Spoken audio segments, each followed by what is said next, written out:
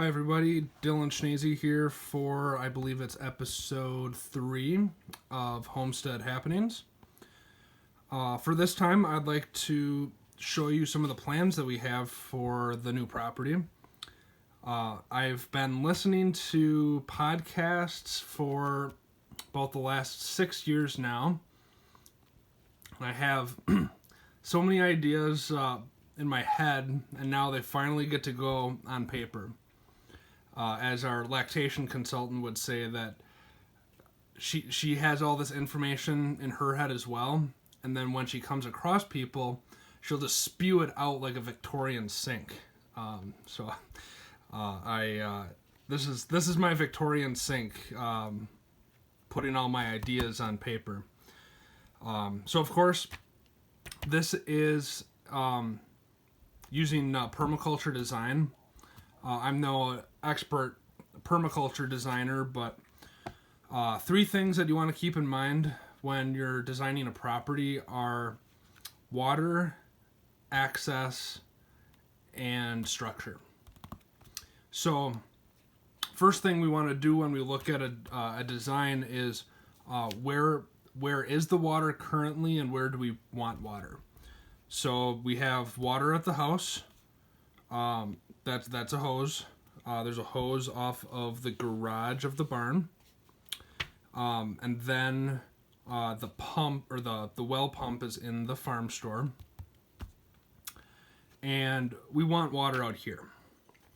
So without doing any moving of earth, and I'll explain that later, our best option is to take this hose and run it out to the back pasture, probably in stock tanks, or whatever pigs use to drink water. So the back here will be mostly for pigs in the future. Going more off of water, we have a friend that's going to do some topography work for us, see where the high points of the property are, where low points are, and kind of design some earthworks on the property to put the water where we want it to go. And then also the other purpose of earthworks is to keep as much water on the property as possible, because that's all value that we get to keep. It's all water that we don't have to pump. Saves us on electricity. Access. So the next point is access. So we want to be able to keep maybe this part clear for bringing, let's say, a tractor in the future to be able to reach the back here. So that's something that we'll have to keep in mind. Also, if we plan to have events at the barn, we'll want to keep this area clear for parking. So it's tempting to put like a bunch of raspberries here, but we design with the future in mind, and I plan on having events at the barn.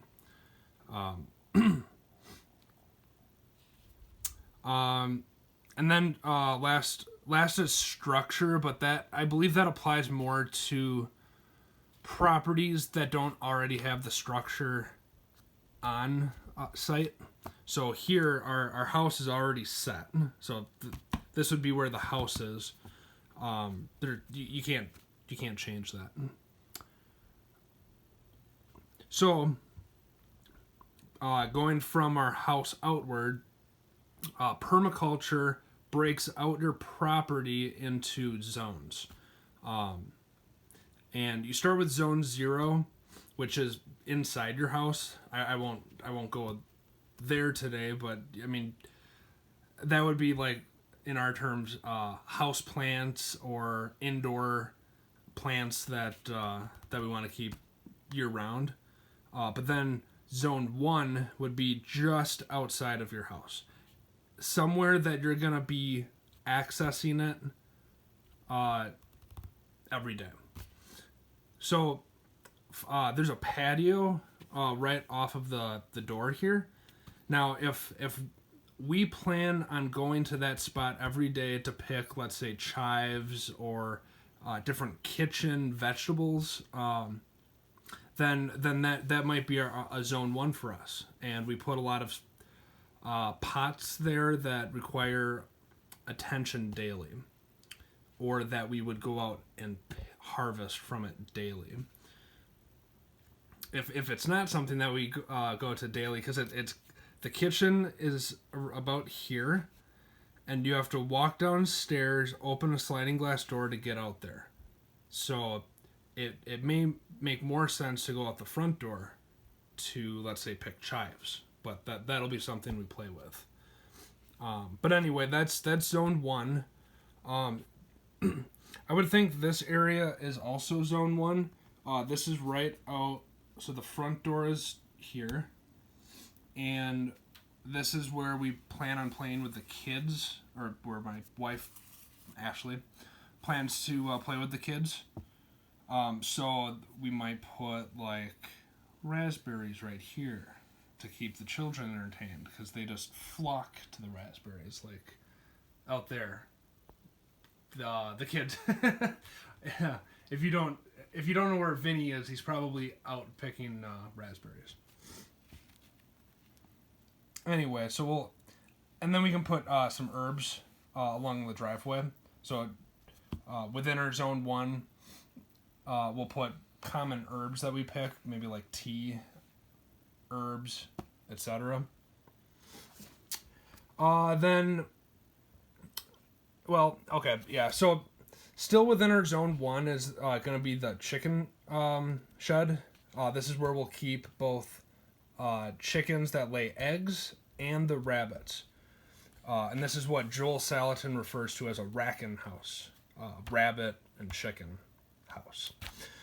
So that's going to save me a ton of work, because right now I empty the urine traps about once a week, and it's not much. It's not a lot of work, but to be honest, it's smelly, and let's say if there's mosquitoes out in the summer, that's a job that I don't want to do. So with the rack and house concept, we put down layers of wood chips, and we just keep adding layers of wood chips to cover up fresh manure, and those wood chips, Joel Salatin calls it a carbonaceous diaper. So that's what we will do in the racking house. And then the magical thing is we only have to empty that once a year. It'll just turn into beautiful compost and soil right within the racking house, and then we can take it, put it in a wheelbarrow, and take it right out here to possibly a vegetable garden. There's a back door on the racking house where the chickens could probably do some like free ranging back here. So that would be, we want to plan to have a vegetable garden right near the chickens, because we can throw vegetable scraps to the chickens, and then the fertility from the chickens can go right to the garden. So they're right by each other. Wouldn't make sense to have a vegetable garden way back here, so you'd have to take all that compost, truck it all the way over there. It's these little things that add up. These little, so to walk from here to there, it's not a lot, but it all adds up. So to cut down on the least amount of trips and the least amount of work is more sustainable for the person doing the work. Okay, so that I would consider that zone 1 as well. So zone 1 kind of like children's area, patio, and then like a path going out here to the where we keep the chickens. Zone 2 is areas that you'll probably go maybe once a day, or maybe a couple times a week. And our property's not that big, so maybe our zone 1 is bigger here because we can walk to these places easily. But just some other ideas as we start moving, back towards the tree line here. We got a nice open spot here that we can run chicken tractors. So Joel Salatin talks about this often is what does he call it? Like pocket farming is finding little areas like you wouldn't be able to raise a cow here, but you can certainly put chicken tractors here and graze this with chickens. And same over here. There's a little alley on the other side of the barn. And somewhere in this area, we also plan on putting ducks. And we want to, yeah, I'll touch on that. So this would actually make sense for ducks as well. So we have our water source here, and we put, let's say, kiddie pools or concrete mixing tubs next to new trees, which we plan on putting mulberries here as a good protein source. And my goal is if we can, well, the chickens and the ducks love mulberries. And so if we can get them to eat enough fallen mulberries to turn their yolks like pink or magenta, we could probably sell those at a higher premium, because who's selling pink eggs around here? Yeah, so then let's go. This is probably we'd consider this zone 3, probably an area that you go to, let's say, once a week. Or maybe we'd probably be checking water daily, but you're not spending a lot of time out here. So currently this is pasture, and this is mowed grass with spotted apple trees over here. We plan on making all of this pasture for the pigs in the future. Put permanent fencing, like right here, and then divide this up using electric fence. And then my other idea is to within the paddock, so the pigs have the grass that they can eat, and then I want to put what I learned from a guy named Nick Ferguson. He sells fodder trees. So the leaves of these fodder trees, such as mulberry and hybrid. I think he sells hybrid poplar and a willow. Their leaves are very high in protein. So you can grow the trees that have the leaves on them, but they're up in the air, and the grass all around it can still grow. So it's like you're doubling your production of forage and fodder in the same square footage. So I don't know how I'm going to design that yet. If I'm going to do rows, and then the pigs can go in between the rows, or maybe just on the edges so that they can roam around and hear. Any pig farmers or even people that raise goats, that could be a option in the future. Let me know your feedback. What do you think? Do you think rows of fodder trees, or maybe like little islands of fodder trees just randomly planted? Give me your thoughts. I'd appreciate it. Yeah, and then lastly, our zone 4 would be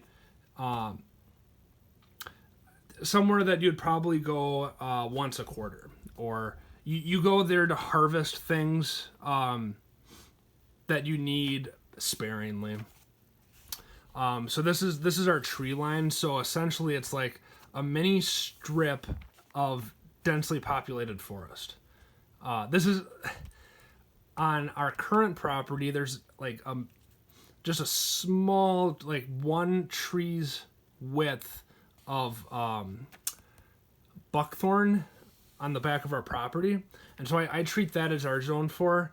We would throw like yard waste in there and any excess wood chips that we have, and it's just a nice area that we can leave be. It builds soil, and then in the case of the farm, we can go out there and maybe down a tree or two to open it up, get a little bit of firewood, and also put big yard waste items that can break down into soil, and then we can take from it as that degrades over time. So yeah, these are some of my ideas. Stay tuned. This is probably going to change as these things do.